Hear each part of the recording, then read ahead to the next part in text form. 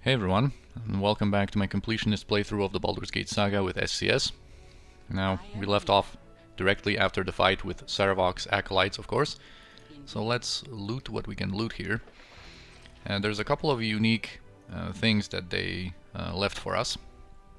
So, Ally here had a minor sequencer scroll that the Enhanced Edition places here. He has another wand of lightning, and we have a Ring of Freedom here. And this Ring of Freedom, okay, we can't identify it just yet, but we will be able to, and then I will explain his unique properties, because he's a little different than the spell free action. Anyway, Gardush didn't have anything. Now, Naman, their main mage, had quite a few different scrolls, and I think, you know, we're going to have to get some of those scrolls out in order not to run out of space in our scroll case. And I'm going to give Imoen these scrolls directly, some of those scrolls that we have quite a few copies of. So Imoen can hold on to those. Now, Vocalize is pretty nice to keep in case our mage gets silenced. There's Spell Magic, there's no alignment that I'm going to sell, so I'm not even going to put it in my scroll case. And that's it. Now here was Diab, and he has another potion for Armageddon Tactics Arsenal. He also has a Warhammer +1, a potion of Perception. Oh, this container is full as well. So I'm going to take these 9 potions of defense, and Kiranai is going to hold on to them because, and maybe even the Greenstone Amulet, because I think that's going to be her combo. Since Senashira's saving throws are so good, I think I'm going to just use potions of invulnerability on tough fights on her to kind of rely on these saves and buff up her armor class at the same time. And I think Kiranai's main defensive options are going to be a potion of defense to buff up her armor class, and the Greenstone Amulet to make sure that she isn't going to get like dominated or something and using her insane damage dealing capabilities against us. Or, you know, getting confused and just like attacking Imoen or someone randomly, you know. Right, here died Shanara from SCS, so she just had a short sword +1, a ring of protection +1, and a very nice potion of invulnerability. And here was Asim with this wand of the heavens that he used against us. Also had a medium shield +1 and a mace +1. And a potion of stone giant strength, is that? No. That's the 20 strength one. The doppelganger just had some gold. And Zalimar, their leader, had this halberd +2. So this is where you get your best halberd if you are a halberd user. And here is a letter from Saravok to Zalimar. I have a task for you and those you have selected. You, the first of the faithful, are to stand ground in my stead. Be assured that I would not belittle your devotion with simple guard duty. This chore is of a particular interest to me, and thus to you. Senashira has become a thorn in my side. I wish it removed. Do so, and you shall please me greatly. Such is your charge. Do not fail in this. Love, Saravok. So, yeah. Apparently Saravok decided not to hire any more assassins and just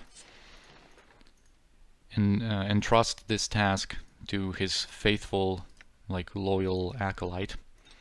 We got 3 more potions of invisibility, which is very nice, and some basic equipment from the thief, who was supposed to be called Kalos, but you know the story. I'm not going to repeat myself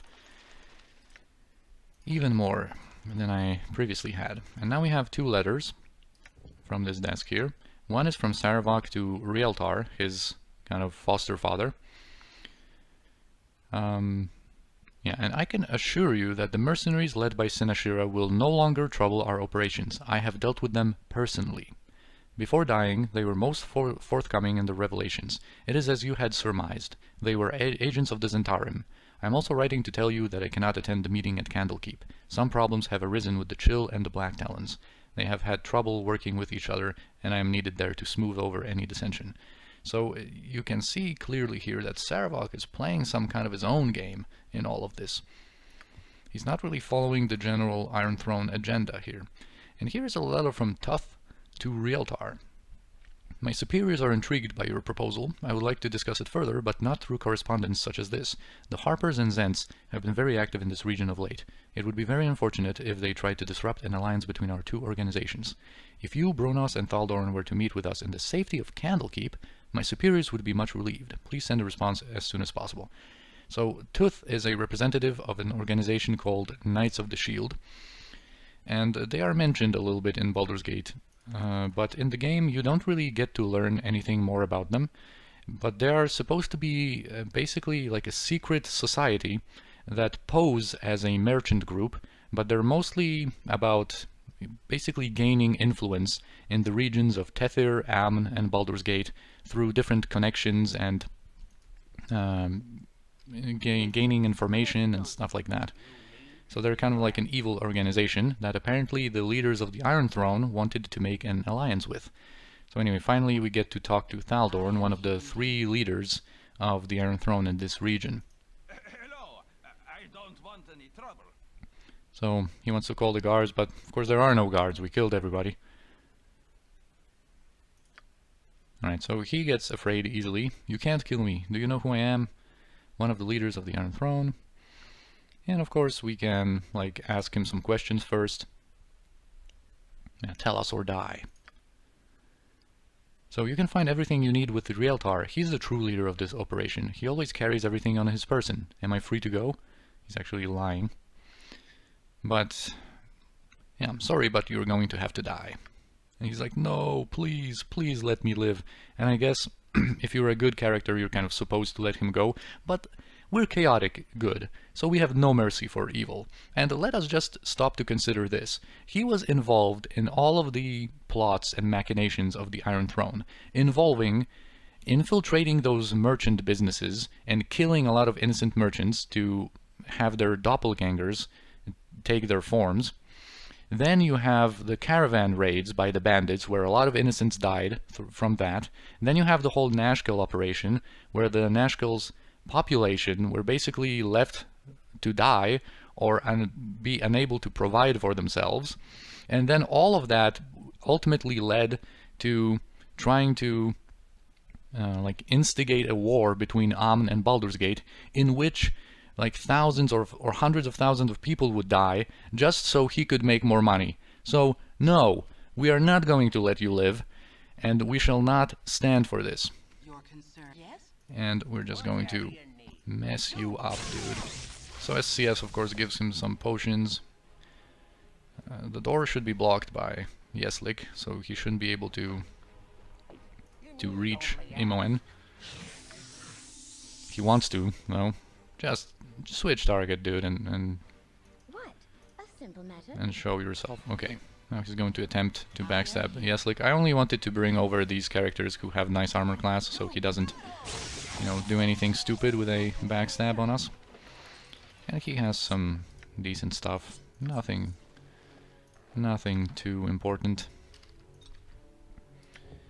Yeah, potion of agility. We're just going to sell that. Anyway, one last thing that I wanted to show you here, and this is something that I don't think that many people know of, and I sure didn't know of that, like, in my first couple of playthroughs. I only discovered that later. There's a stairway here. You can go upstairs and arrive at the top of the Iron Throne Tower here. And especially if you watched the intro cinematic of the classic Baldur's Gate 1, maybe not so much the enhanced edition, you would surely recognize this place, because this is where that armored figure kills the other guy, just lets him, or throws him out. And even if you click here, it says it's a long way down. A fall might hurt a bit. So yeah, this is the place when the intro cinematic takes place. So, pretty cool little thing. Alright, now we are done with the Iron Throne Tower. We're going to quickly identify all of our loot. We're going to make a quick stop at the Sorcerer's Sundries to buy some final potions and final scrolls before we set out to inform Duke Eltan about what happened here. And our next destination is going to be Candlekeep. We need to look into what these leaders of those two organizations are up to. Indeed. And so here comes Kademon or Saidmon. This is basically a way from the game developers if to inform you to report to Scar or Duke Eltan in the case where you just wandered into the Iron Throne tower without having actually the mission, the quest from them. I am here. So yeah, as I said, we're going to rest after this fight. We're going to identify our stuff, clear our inventory, make some final purchases, and then we're going to be on our way to Candlekeep. This is going to be a little bit more of a chilled out episode. After all of these episodes, after all of these major intense fights with the powerful mages and creatures and Saravok's acolytes and all of those that would oppose us, now we get a little bit of an opportunity to chill out a bit. Right, we have quite a few things to identify here, it seems. You want some whiskey? Oh, of course, I need to memorize the appropriate spells.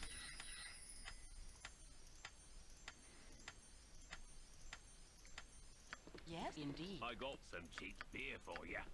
Alright, let the identification process begin. Just free up some space.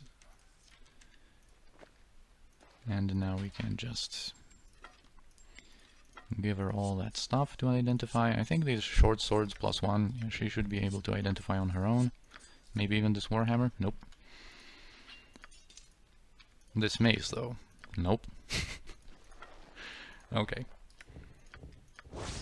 Yeah, so I think one of the thieves introduced by SCS in that Acolyte fight has another copy of this Telbar's studded leather armor +2. Then we have more bracers, warhammer +1, wand of lightning with 10 charges. It's going to get sold. Mace +1. This is the Suriris blade, which is the halberd +2, the best halberd in the game. We have no halberd user, unfortunately, so we can't really make use of it. A medium shield +1, ring of protection +1. Nothing too major, and rest time. Now we have Wand of the Heavens with 10 more charges, so that's going to go to Jaheira.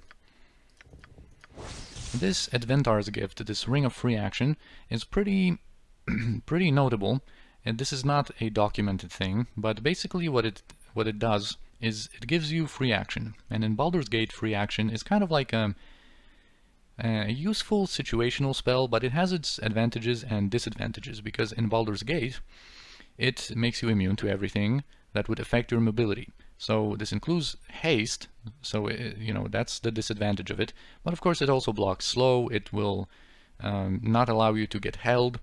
In Icewind Dale, for example, or if you use mods in Baldur's Gate, you can make it so that it is only beneficial, that it wouldn't block haste. But I think I like it more in this way, since it's a kind of situational spell that you know, have to think a little bit about it. But anyway, the interesting thing about this ring is that normally this spell free action doesn't protect you from stuns, but this ring does. So you actually will not get stunned if you're wearing this. So this is a useful ring to hold on to for certain situations. Well, I said that I maybe like the implementation more, and I think I do, from kind of like a, you know, decision-making standpoint. But it is also very nice in Icewind Dale to be able to wear these rings and just be safe from all the hold person spells and stunning and stuff like that. So it is nice to have the other version of free action as well. Right, another protection from undead, protection from cold, and protection from acid. Alright, so now we are done with that.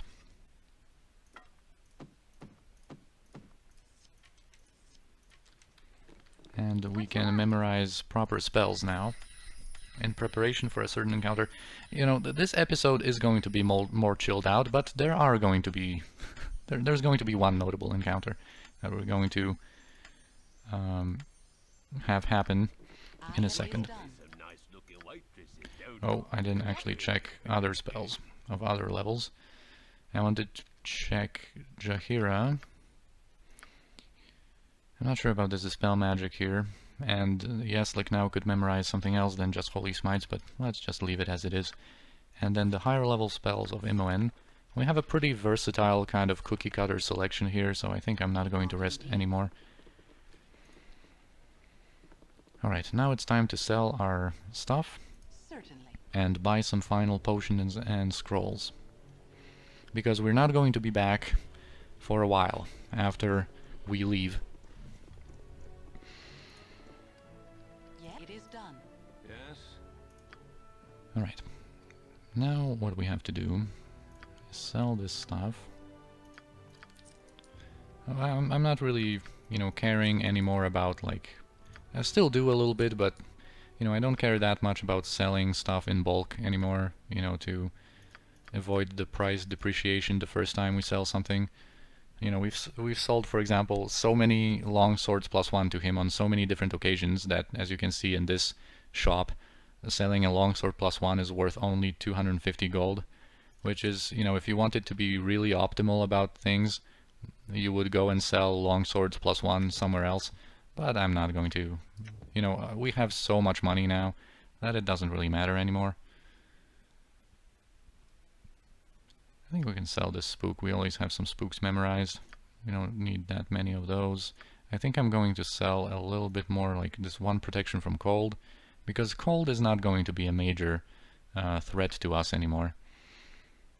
Cold matters the most in the fight against Natasha and the Cloakwood mines, because she has Cone of Cold. She is very notable for that reason, and she's very likely to use it as one of her first spells.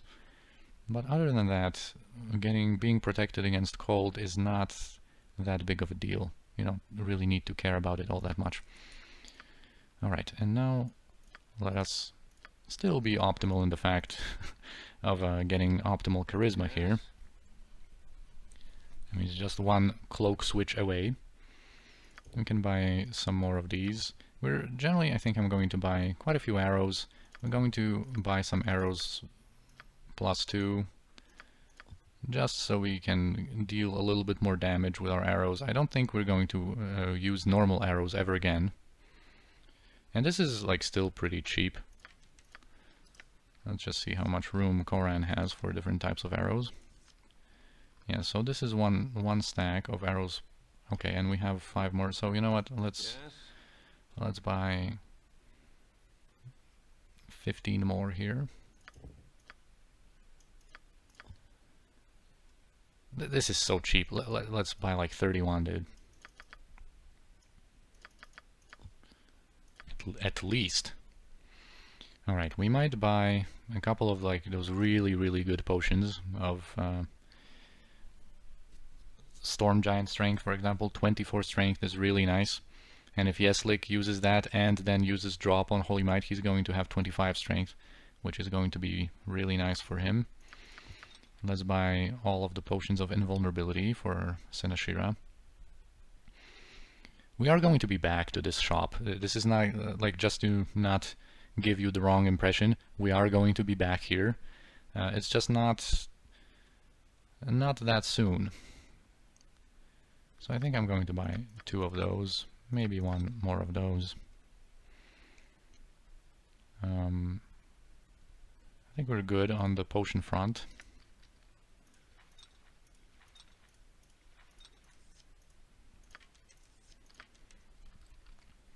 Right, and now just a couple of final scrolls that we might have need of.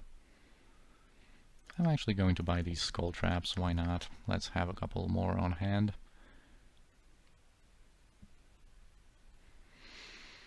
And now, if he has any, let's see. We have a couple of detect invisibilities. They are very cheap though, and I should have used a scroll of detect invisibility in that fight with the Saravok's acolytes, because we would be able to detect ally much quicker with that. And he actually got unconscious from emotion hopelessness while he was invisible, so that's why he wasn't acting for so long. I think he retreated to somewhere where our detect invisibility from Kirinai didn't work, and then he was just, you know, stuck there for a couple of rounds before he woke up from that spell. And actually, we could use a couple of more spirit armors. This is going to be a really cool spell. This is very similar to Ghost Armor, but the big difference between that and Ghost Armor is that this can actually be cast on someone else. This doesn't have to be cast on the mage, whereas Ghost Armor is a personal mage protection. Spirit Armor can be cast on someone else, like Senashira, for example. And it's a very nice spell because it gives you an armor class of 1, so almost as good as the Potion of Invulnerability, and it gives you a save bonus versus spell, so the by far most important save, gives you a +3 bonus to that. So it's kind of like a Potion of Invulnerability, but, you know, in the form of a spell. However, the downside of it is that sometimes you can, if you fail the saving throw, you can get a little bit of damage when the spell ends, and the gameplay-wise kind of consequence in Baldur's Gate 1, it's not the case like that in Baldur's Gate 2 Enhanced Edition, but in Baldur's Gate 1, actually, if you fail the save and you have this damage kind of hanging over you, that's going to happen once the spell ends. You're not going to be able to save the game, but it's not that big of a deal. Let's have a few at our disposal. Oh, and actually, maybe let's buy 3 of these. I'm probably not going to use them just yet anyway. Probably like going to use them for some final fights, where I'm going to really buff up as much as possible. But let's just have them already.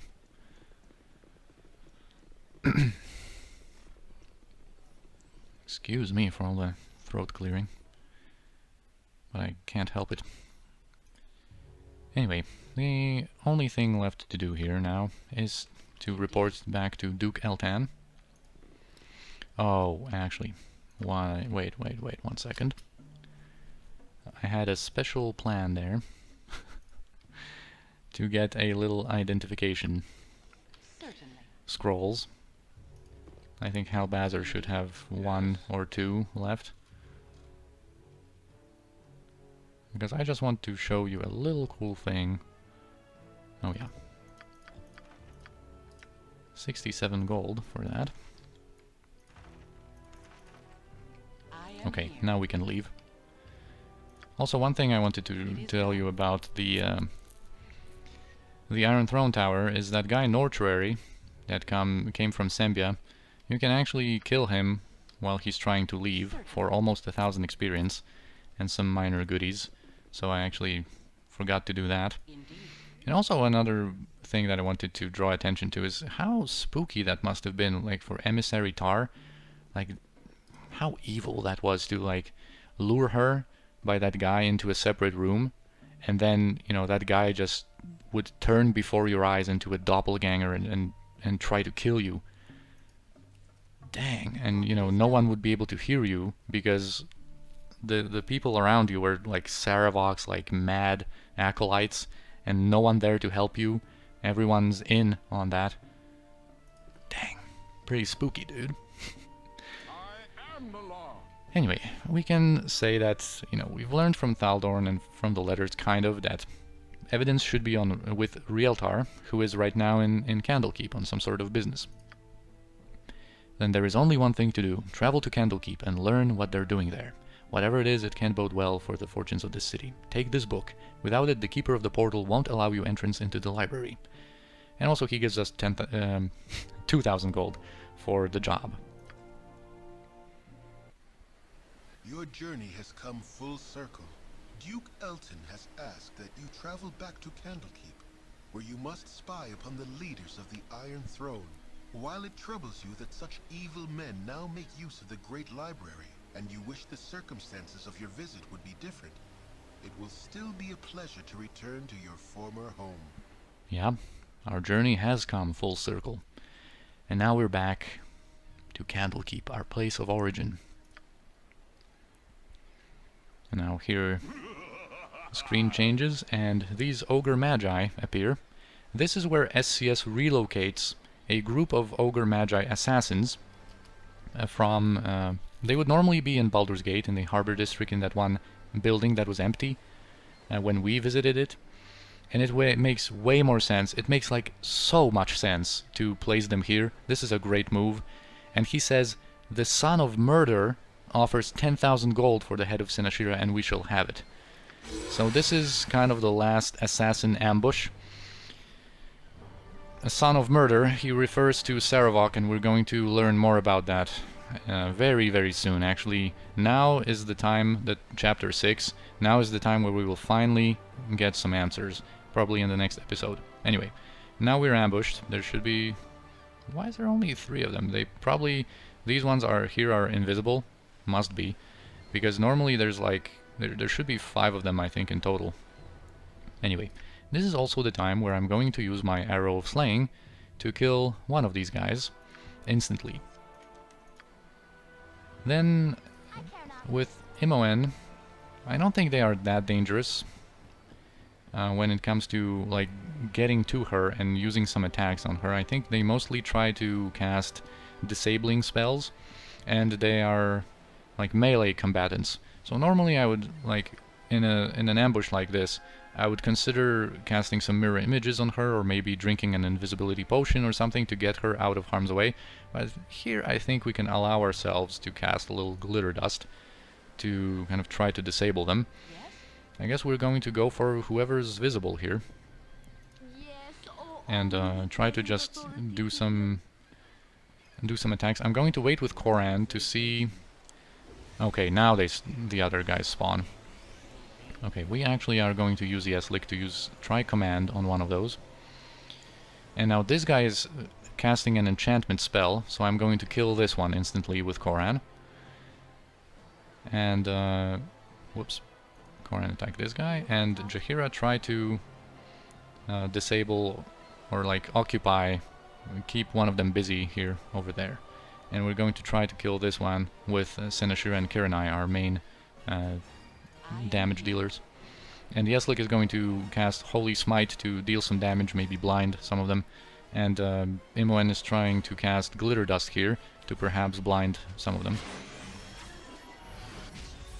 Alright, this guy died instantly, of course, from Koran's damage. Alright, Hold Person is cast on Senashira. Senashira is going to then go far away, so that the AoE effect doesn't include anyone but her. And she resisted, of course, because she has great saves, even without the Potion of Invulnerability. Her save versus spell is still 6. A really nice one. Okay, this guy got disabled by command, so I actually had like 2 ideas for what the S-Lick should do, and I actually wanted him to cast Holy Smite here, and somehow in my mind I already did that, but of course he still had the previous order of mine to cast command on this guy, and it was effective. So he's disabled for 1 round at least, so he's out of the question for a little bit.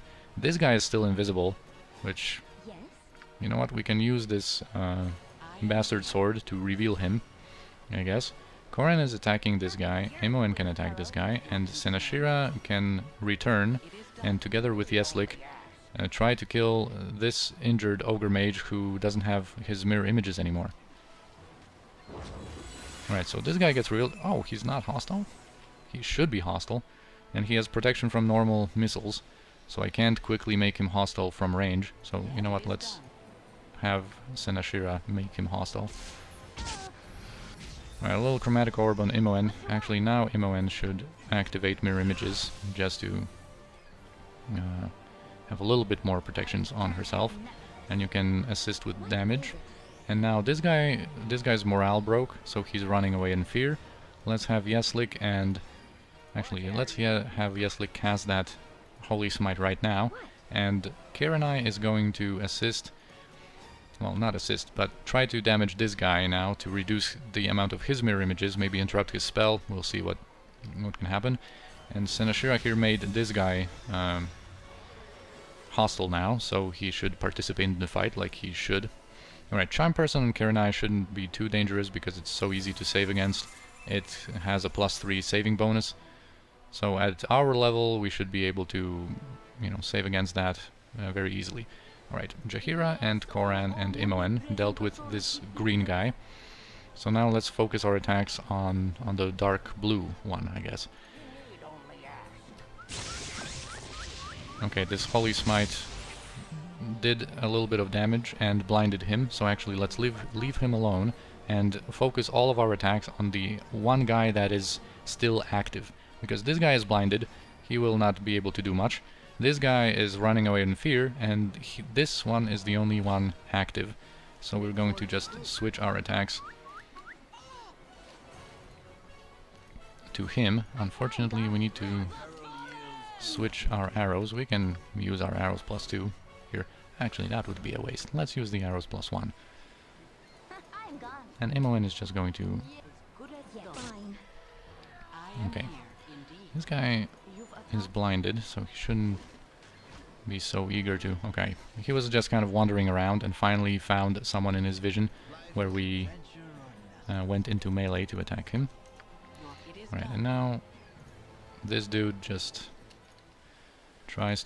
really tries his hardest to run away, but we got him. Alright, so a pretty cool ambush. It makes so much sense for them to appear here. That's a really nice move by SCS to relocate them here, and they generally just have pretty good jewelry. But at this point, of course, our financial situation is so insanely good that it doesn't really matter. Okay, so, well, first let's finish up looting them, and now then we're going to talk about the next thing I want to talk about. So first we have this jewelry.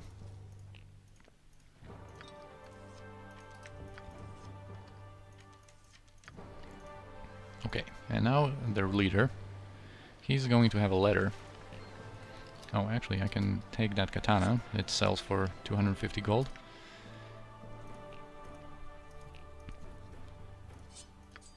Alright, and the letter from S, which we can easily deduce that it's from Saravok. And he says, Marok, high though your price is, I will meet it. You will have earned it though. Senashira and her allies have proven remarkably able and have survived much already, but you, I am sure, they will not survive. If you can bring her head to me, the 10,000 gold are yours, and much more besides, perhaps. As you know, I am destined for great things, and I will remember those who have aided me in mortal life. So, wow, that sounds serious, man. Anyway, we have this book here, Book of Ancient Knowledge, that Duke Eltan gave us, because that is the deal. That's why we cannot return to Candlekeep right after Gorion gets killed, for example. Because Candlekeep has a very strict rule about who they admit inside the fortress. And you have to provide a tome of knowledge to add to their libraries to be able to allow entrance, like this Keeper of the Portal is going to inform us of in a second. And I wanted those scrolls of identify to quickly identify it here, because he's going to take it in a second. And this is just a cool little thing here that it's, you know, it doesn't, the description doesn't change, but the title of this book apparently is History of the Nether Scrolls. And if you're familiar with the Baldur's Gate saga, that might ring a bell, because in Baldur's Gate 2, Edwin's personal quest is one to find and obtain a Nether Scroll, and then later on attempt to unlock its power. So, just a cool little tidbit here. Yes? And now let's talk to the Keeper of the Portal. Indeed. Hold, travelers! Before you will be allowed entrance, you must donate a tome of great value to our libraries. To our libraries. And Koran has a little comment about that. Have you a tome? Yeah, we have the book you require. You have met the requirements to gain entry to our most holy library. It is fine to see the child of Gorion once again within these hallowed grounds. Please, have your less civilized friends refrain from causing trouble. We are very strict with the letter of the law, as you well know, Senashira. So we get ported inside, and I think we're going to explore the interior, see what changed since last we were here in the next episode. So I thank you for watching, and I'll see you then.